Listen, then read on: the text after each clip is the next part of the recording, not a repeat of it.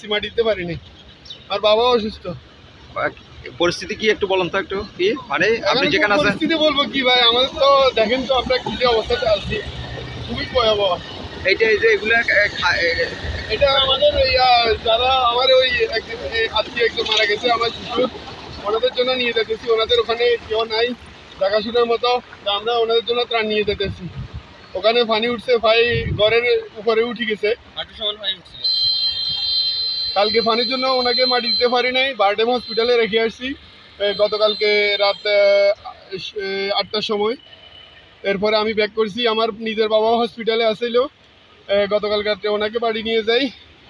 এখন উনিও অসুস্থ আছে, ঘরের মধ্যে আছে। আমাদের ঘরের সামনেও পানি, ঘরের সামনে রাস্তার মধ্যে হাঁটু পরিমাণ পানি আছে। যদি পানি আরও বাড়তে থাকে আমাদের অবস্থা খুবই ভয়াবহ হবে। আসসালামু আলাইকুম। হচ্ছে দাগনভূঞা 4 নং ওয়ার্ড পৌরসভা। আর এখানে যেগুলো নিয়ে যেতেছি সেগুলো হচ্ছে আমাদের মোবারক নম্বরে হলের কোয়াদ